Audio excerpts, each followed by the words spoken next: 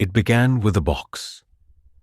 Marcus, a freelance journalist with a reputation for chasing obscure stories, had been tipped off about an unusual object circulating in the underground tech community. He was used to investigating urban legends, haunted websites, cursed phone numbers, ghostly live streams, but this one was different. The object was described as a prototype communications device, built in the late 90s by a defunct startup. Its purpose to tune frequencies beyond human perception. When Marcus finally acquired it from a jittery seller in an abandoned subway station, he couldn't shake the feeling that the black metal case seemed to hum, faintly, beneath his fingertips. The device was crude, no bigger than a shoebox, with rusted dials and a cracked LED display that flickered as though something inside was still alive. A coiled wire extended from its side, ending in a headset, old and grimy with age. Marcus laughed nervously when he first held it. "Looks like something out of a bad sci-fi movie," he muttered. But even as he spoke, the air around him seemed to tighten, as though unseen ears had perked up at his words.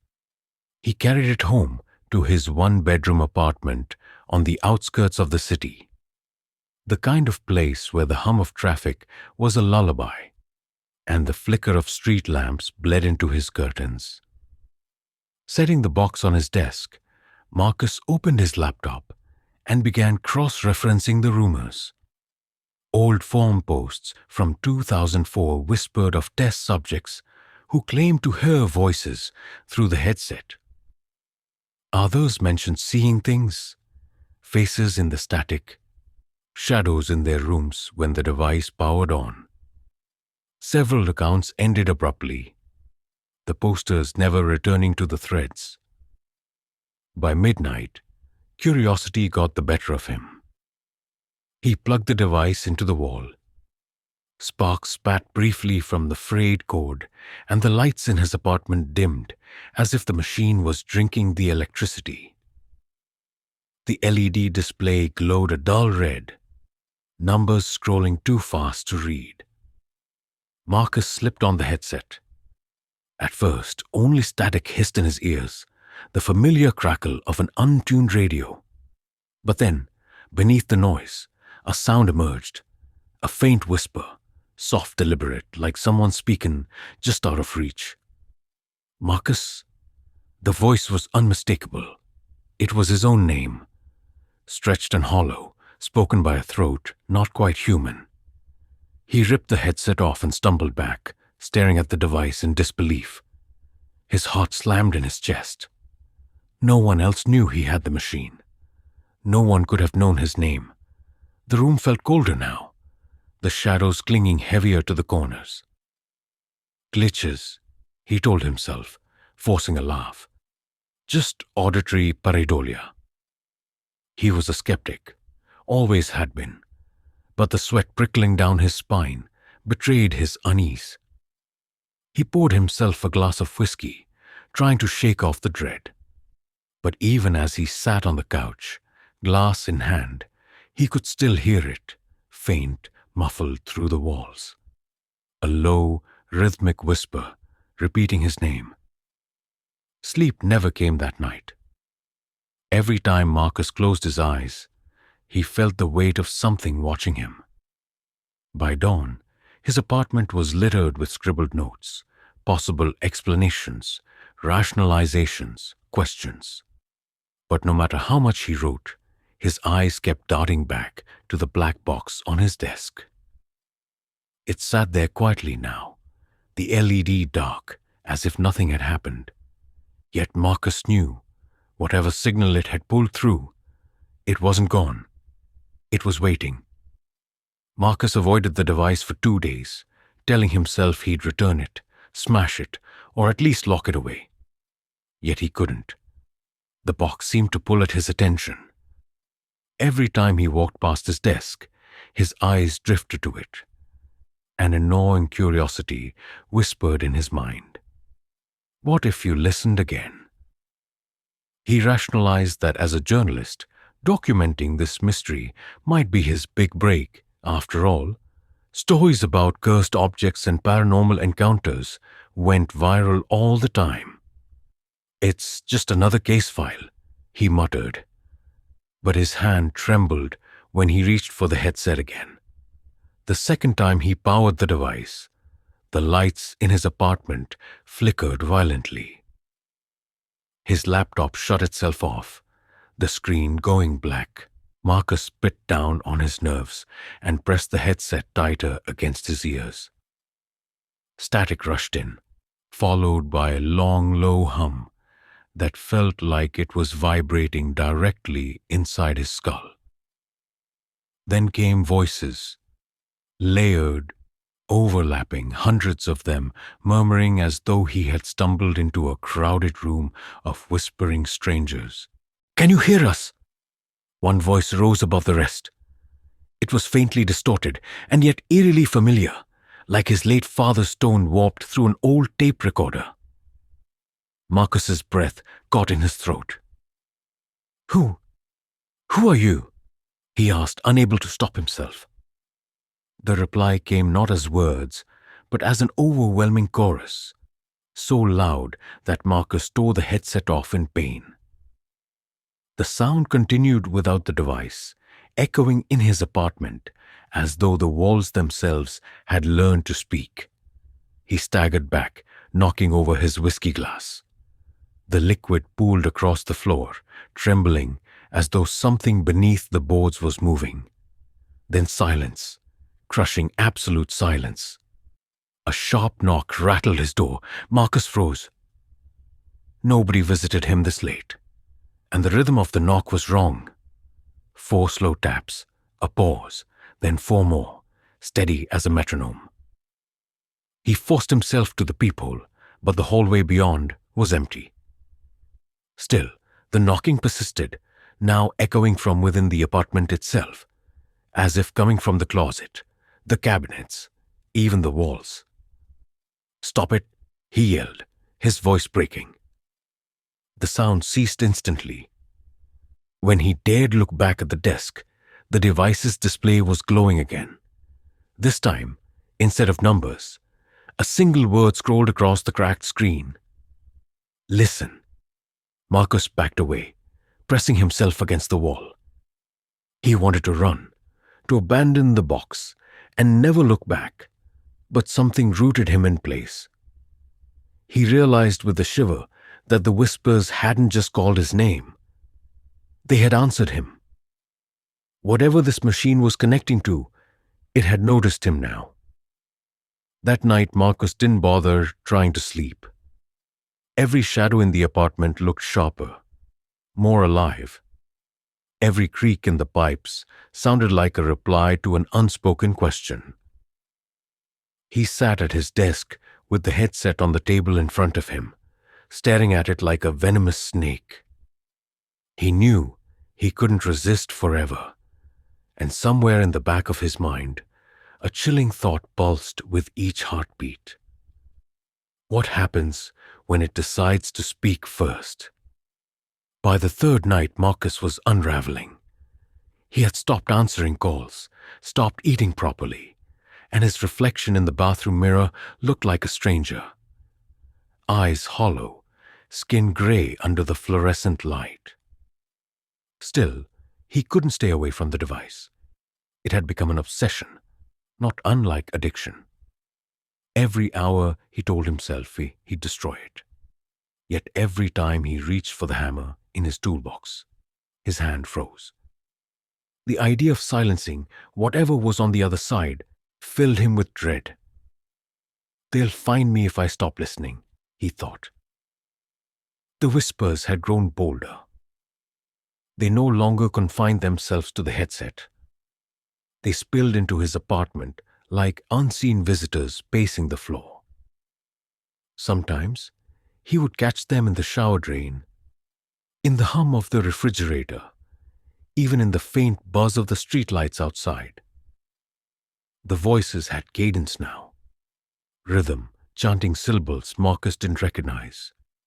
His recording software picked them up, but the waveforms were jagged, unnatural, almost like claws staring across digital tape. When he slowed the playback, a word formed clearly enough to curdle his blood. Open. Driven by equal parts fear and compulsion, Marcus began researching the device's origins. Old archives confirmed that the prototype came from a company called Lucid Corp, shuttered after only 2 years. Employees had filed complaints of hallucinations, insomnia, and violent paranoia. Several vanished. One grainy photograph from 1999 showed a conference room littered with overturned chairs, as if everyone had fled in a panic. In the center of the table sat the very same black box, its LED glowing. The caption read simply, Phase 1, the frequency gate. Marcus slammed his laptop shut, pulse racing. The name alone felt poisonous. Gate, he whispered. Gate to what? He almost laughed, but it came out as a shudder. He should have left it at that. But curiosity clawed deeper. He powered the device again, turned the dial slowly, and the static shifted. Amid the hiss, he heard a sobbing voice. A woman's voice. Help me, she cried, ragged and weak. Marcus's throat tightened. Who are you? Where are you? He demanded. There was a pause, then a long sigh, like breath across a grave. Behind, the woman whispered. Marcus spun around, heart hammering, but his apartment was empty. The shadows stretched longer than they should have, but nothing moved. He yanked the headset off, trembling. For the first time, he considered calling the police. But how would he explain any of this? Yes, officer. My radio talks back to me and tells me things hiding in my walls. They'd cart him away. Sleep finally overtook him at dawn, slumped on the couch. He dreamt of wires coiling around his wrists, dragging him into a pit where static screamed like the ocean. When he woke, the device was no longer on his desk. It sat on the coffee table in front of him, headset neatly placed atop it, as if someone or something had moved it closer while he slept. The LED display blinked with a steady rhythm, perfectly in time with his heartbeat. Marcus could no longer pretend. The device wasn't a tool. It wasn't even just a gate. It was a predator, patient and watchful, waiting for him to tune into the right frequency. And he knew, with a dread deeper than bone, that he was dangerously close to unlocking whatever lay beyond. By the fourth night, Marcus was delirious from lack of sleep. The city outside his window seemed distorted, its sounds muffled, as though submerged beneath water. Even the air felt thicker, clinging to his lungs.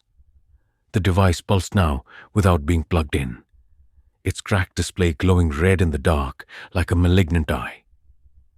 He no longer pretended it was just a machine. It was alive. Or worse, it was a doorway for something that lived elsewhere. He tried one last time to resist. He wrapped the box in a heavy blanket, shoved it into a duffel bag, and carried it down 5 flights of stairs to the dumpster behind his building. The night air was sharp, the alley empty except for the hum of a flickering street lamp. He hurled the bag inside, wiping sweat from his brow. Stay gone, he whispered to himself, almost praying. But as he turned back toward the building, the street lamp above him cut out. In the sudden dark, 100 whispers hissed in unison from the shadows. Listen. Marcus ran. His shoes slapped against the pavement, breath ragged, until he burst back into his apartment and locked the door. Relief lasted only a second. The duffel bag was sitting neatly on his couch. The blanket had been unwrapped. The device sat exposed, wires coiled like serpents, the headset dangling invitingly over the armrest. The display no longer scrolled words. It showed a countdown. 5, 4, 3. Marcus staggered forward, powerless to stop himself, his hand reaching for the headset like a marionette pulled by invisible strings. When the countdown hit 0, the room collapsed into static. Every surface, walls, floor, even the glass of his windows, flickered like old television screens. Shadows pressed against them, hundreds of silhouettes clawing to get through. Marcus screamed, headset clamped to his ears now, though he had no memory of putting it on. A voice, impossibly vast, thundered through the static. "The gate is open." The walls split like paper, and the shadows poured in. They weren't just shapes. They had faces. Distorted parodies of humanity, mouths too wide, eyes hollow pits of light. They surged toward him in a tide of grasping limbs. Marcus stumbled back, trying to tear off the headset, but the wires had burrowed into his skin, fusing with his flesh. His scream merged with the static, a single note of terror that reverberated through the collapsing room. For a heartbeat, he felt himself stretched between worlds. Half in his apartment, half in a void of endless hum and whisper. He saw cities consumed by static, human figures staring blankly into glowing devices as shadows slipped inside their bodies. He realized with a clarity more horrifying than anything. The box had never been meant just for him. It was a broadcast, and now that he had opened it, the signal was spreading. When neighbors found Marcus's apartment the next morning, it was empty. Only the device remained, humming softly on the floor, its LED glowing with two simple words: "Tune in." And somewhere, far beyond the reach of radio towers or satellites, something whispered back,